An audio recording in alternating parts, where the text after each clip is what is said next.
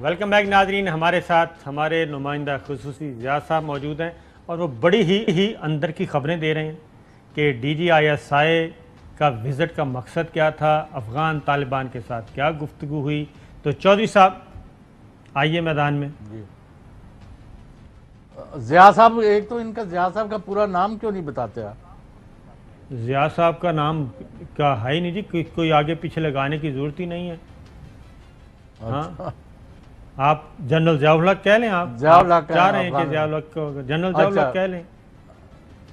अच्छा, ज़िया साहब 2-3 सवालों के जवाब दे दें। एक तो ये है कि जब से 15 अगस्त से लेके आज तक,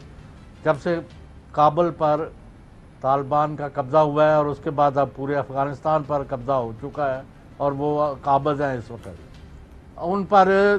ज़ोर दिया जा रहा है, उनको एडवाइस दी जा रही है, उनको कन्विंस किया जा रहा है कि आप तमाम एलिमेंट्स को लेके ऑल इंक्लूसिव यानी सब पर मुश्तमिल एक हुकूमत तश्कील दें और बाकी ग्रुपों और ग्रोहों और इलाकाई जो रियालटीज़ हैं सियासी या कबायली, उनको भी, जैसे ताजिक हैं या पश्तून हैं या जो भी हैं, तो उनको शामिल करें। आया ISI के DG और उनके डेलीगेशन का जो दौरा था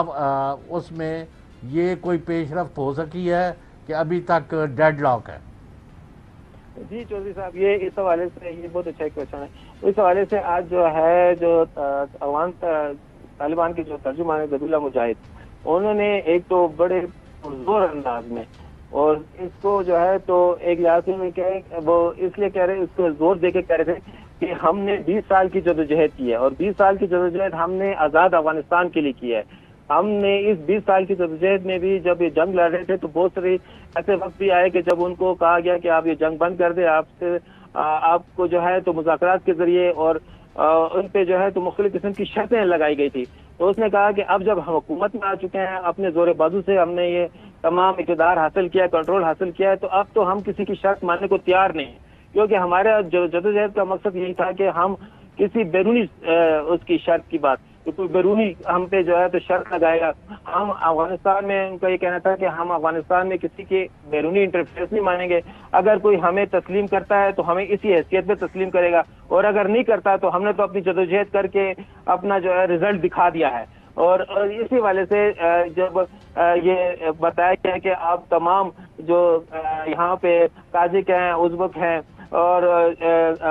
हज़ारा हैं, उन सबको जो जिस तरीके से यहाँ पर बड़ी बड़ी कौमें हैं, उनको इसमें शामिल करने के लिए इनका क्या इरादा है, तो उनका ये कहना था कि वो सबको शामिल करेंगे, लेकिन वो कौमियतों की बुनियाद पे शामिल करेंगे। ये नहीं है कि आपने इस जमात से भी बंदे को ले लिया, उस हिस्साबंदी जमातों की हिस्सा नहीं होगी, जमातों से हिस्सा नहीं लिया जाएगा, बल्कि उनके पास और तालिबान का ये कहना है कि जिस तरीके से आज उन्होंने पंजशेर में एक पंजशेर से ताल्लुक रखने वाले बंदे को गवर्नर वहां पर तैनात कर दिया है, तो उनका ये कहना था कि हमारे उनके पास खुद जो है तो यहाँ पर जो मुख्तलिफ कौमियतें हैं उनके लोग तालिबान की सफ़ों में शामिल हैं और उन्हीं कौमियतों की बुनियाद, उन्हीं कौमियतों से लोगों को उठा के ऐसी हुकूमत होगी जिसमें कि अफगानिस्तान की नुमाइंदगी होगी, कौमियतों की बुनियाद पे, जमातों की बुनियाद पे नहीं होगी। तो उस के तनाज़ुर में अगर देखा जाए तो ये जिस तरीके से कहा जा रहा है कि दीगर जमातों को शामिल किया जाए, तो वो थोड़ा सा ये लगता है कि इसमें इतना ज्यादा जो है तो इनके लिए खुला दिल या उनको उसमें इसमें एक चीज़ ऐड कर दूं मैं, वो ये कहते हैं चौधरी साहब, अफ़गान तालिबान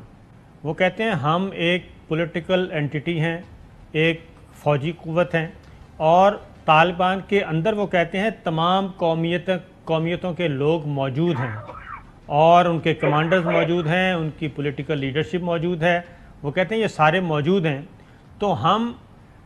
इस जो इंक्लूसिव गवर्नमेंट की बात की जा रही है कि तमाम कौमियतों की नुमाइंदगी होनी चाहिए, तो वो कहते हैं हमारे अपने जो तालिबान जमात के अंदर मौजूद हैं हम उनको लेंगे। ये नहीं हो सकता कि वाशिंगटन से, जो सब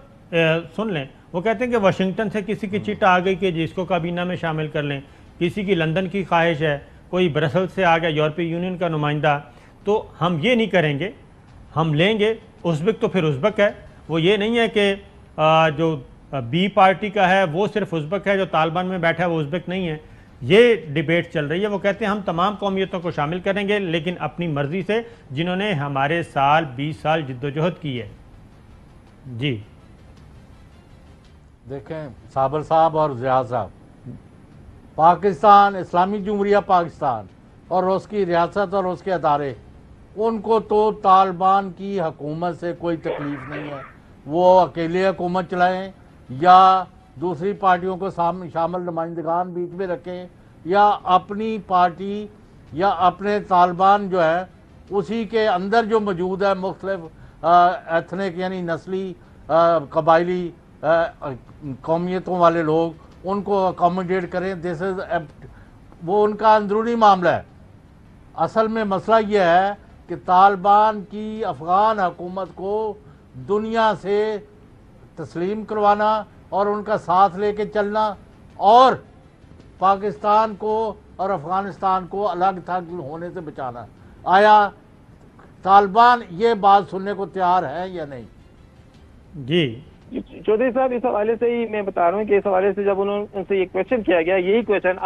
पूरी मीडिया में इस वक्त अफगानिस्तान के अंदर भी और अफगानिस्तान के दानिशवर भी, अफगानिस्तान के सियासतदान भी, तमाम इस वक्त यही बहस चल रही है कि वो आया खवातीन को नुमाइंदगी देंगे, वो आया जो दीगर जो पार्टियां हैं जिसमें गुलबन इख्तियार की पार्टी है, हामिद करजई के लोग, हामिद करजई यहाँ पर बैठे हुए हैं, अब्दुल्ला बैठे हुए हैं यहाँ पे, और दूसरे जो लोग हैं वो लोग बैठे हुए हैं, उनको आया वो नुमाइंदगी देंगे कि नहीं देंगे। तो उसी हवाले से उनका ये कहना था कि हम जो है अपने फैसले खुद करेंगे, हमें जहाँ पर जिस बंदे की जरूरत होगी हम उस बंदे से रब्ता करेंगे और फिर उसको हम शामिल करेंगे। ये नहीं होगा कि हमें कोई भी मुल्क भी, इवन कि वो पाकिस्तान के बारे में भी कह रहे हैं कि हम किसी की डिक्टेशन नहीं लेंगे, हम जो है हमारे बरादराना ताल्लुकात सबसे होंगे, और अगर इस सूरत हाल में हमें कोई डिक्टेट करेगा तो वो उनका ये सोच में है कि फिर हमारी उस जद्दोजहद का कोई नतीजा नहीं होगा। दूसरा ये है कि वो एक वाज़ेह उनका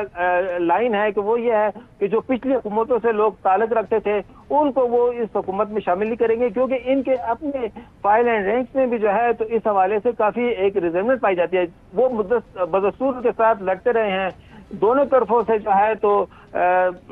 जानी जो है तो जिया हुआ है, वो उस हवाले से उनके अंदर एक इस हवाले से काफी एक तशवीश भी है बिल्कुल ठीक है। और कंसर्न